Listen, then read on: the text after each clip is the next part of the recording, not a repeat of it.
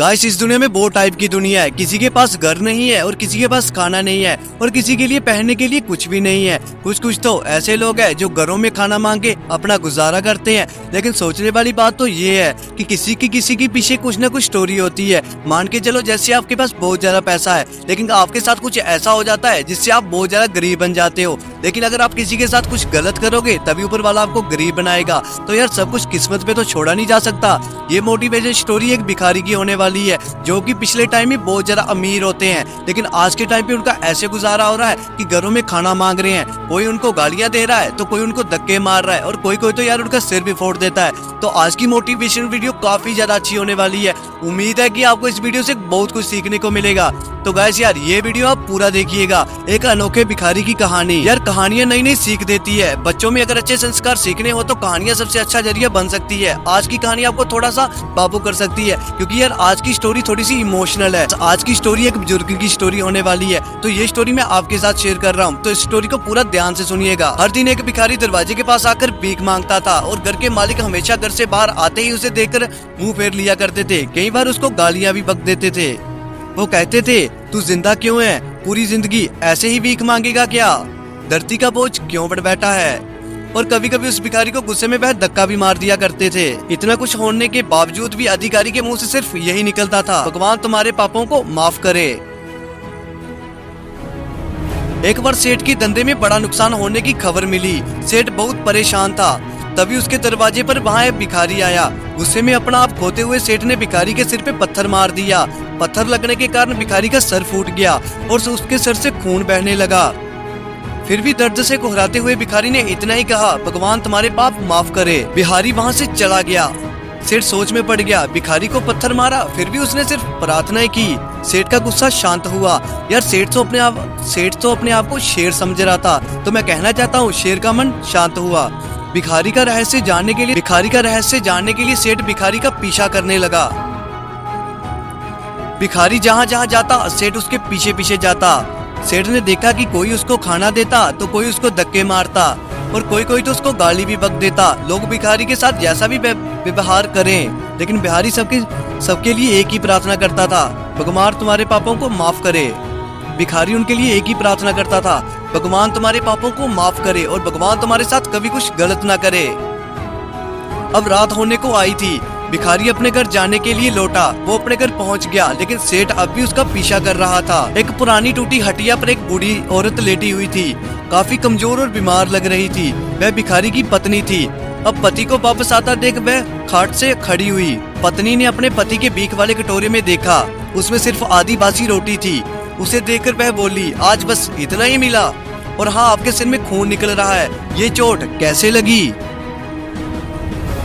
बूढ़ा भिखारी बोला, आज बस इतना ही मिला, किसी ने कुछ नहीं दिया, सबने गालियां ही दी और एक नए बंदे ने तो पत्थर भी मार फेंका, इसलिए यार मेरा सिर फट गया। एक गहरी ठंडी सांस लेकर बूढ़ा भिखारी फिर से बोला, ये मेरे ही पापों का फल है। तुम्हें याद है कुछ साल पहले हम कितने अमीर थे। दोस्तों ये बात ध्यान से सुनना। ये भिखारी अपनी पहली स्टोरी बता रहा है जब वो बहुत ज्यादा अमीर होता था। हमारे पास हर चीज जरूरत से ज्यादा थी लेकिन हमने कभी दान नहीं किया। कुछ लोग होते हैं ना गाइस जो कि यार उनके पास ऊपर वाले ने सब कुछ दिया होता है लेकिन जब कोई मांगने वाला आता है तो वह मुंह फेर लेते हैं। ये उस टाइप की स्टोरी है, आगे सुनिएगा। और उसे भी बुरा हमने उस अंधे भिखारी के साथ किया जो हमारे द्वार पे भीख मांगने आया करता था। बूढ़ी पत्नी की आंखों में आंसू आ गए। वह बोली, हाँ हम उस बेचारे अंधे के साथ बहुत बुरा करते थे, उसका अपमान करते थे, उसे खाने के लिए रोटी की जगह कागज दिया करते थे, उसका मजाक उड़ाया करते थे, कभी कभी उसको मारा भी करते थे। देखो ना यार हमने कितना बुरा किया उस भिखारी के साथ। मैंने कभी उसका रास्ता नहीं दिखाया। ये उसकी भिखारी की पत्नी बोल रही है, मैंने कभी उसको रास्ता नहीं दिखाया। एक बार मैंने उसके मुंह पे मिट्टी भी फेंकी थी। गाइस देखो ना लोग कितना बुरा करते हैं। और वह हमेशा दुखी होकर यही कहता था, भगवान तुम्हारे किए की सजा देगा, भगवान तुम्हारे पापों की सजा जरूर देगा।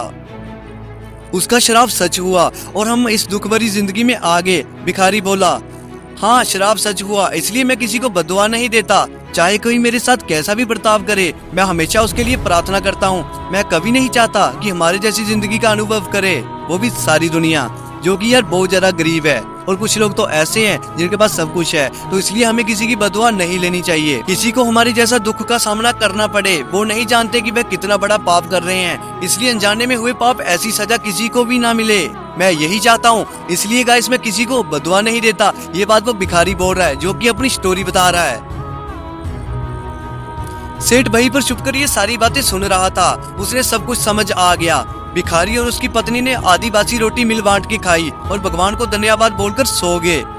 अगले दिन वही भिखारी फिर से सेठ के घर भीख मांगने के लिए गया।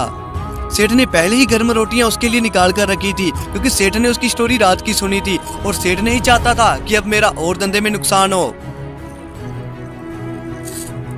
भिखारी को देखते ही सेठ बोला, मुझे माफ कर दीजिए बाबा, मुझसे बहुत बड़ी गलती होगी। बूढ़ा भिखारी बोला, भगवान तेरा भला करे। इतना कहकर वह आगे निकल गया। किसी का बुरा करके खुश मत होना, क्योंकि ऊपर वाला जब हिसाब करता है, बोलने को क्या, रोने के लिए लायक नहीं छोड़ता। हम मन में किसी के बारे में अच्छा सोचे या बुरा सोचे, वो हमारे अंदर सेव हो जाता है मेमोरी कार्ड की तरह। इसलिए जो भी करे ऊपर वाले से डर कर करे। गुस्से में कभी गलत मत बोलो। मूड तो ठीक हो जाता है, लेकिन निकली हुई बातें कभी वापस नहीं आती। गाइस कुछ लोग ऐसे भी होते हैं जिनके घरों पे मांगने के लिए तो बहुत सारे लोग आते हैं, उनको कुछ देते भी नहीं है, लेकिन उनको बुरा बड़ा बोल देते हैं। कई लोग तो ऐसे हैं जो दूसरे को बोल देते हैं कि यार तू हट्टा कट्टा तो है, तो फिर कमाता क्यों नहीं, पहले उसकी स्टोरी तो जान लो कि वो ऐसे क्यों बोल रहा है, उसके बोलने का रीजन क्या है। हमें ऐसे भी किसी को गलत नहीं बोलना चाहिए। ऐसा ना हो कि कुछ गलत बोला हो, आगे वाला बंदा बददुआ दे जाए, तो आप अच्छे हाथ से अमीर भी होंगे, तब भी आप गरीब घर के बन जाओगे। मैं ये नहीं कह रहा कि बददुआ का इतना गलत असर है, लेकिन आपको भी पता है कि अगर किसी के साथ गलत करेंगे तो उसका रिजल्ट गलती मिलेगा।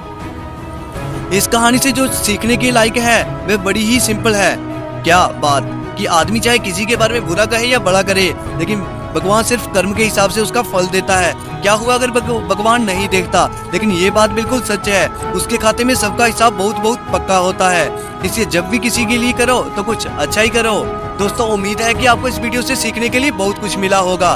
तो यार इस वीडियो को लाइक जरूर कर देना और कमेंट में ये बता देना कि आपने कभी किसी भिखारी के साथ गलत किया है। तो मैं मिलता हूँ ऐसी ही मजेदार इंटरेस्टिंग मोटिवेशन वीडियो के साथ। तब के लिए बाय बाय।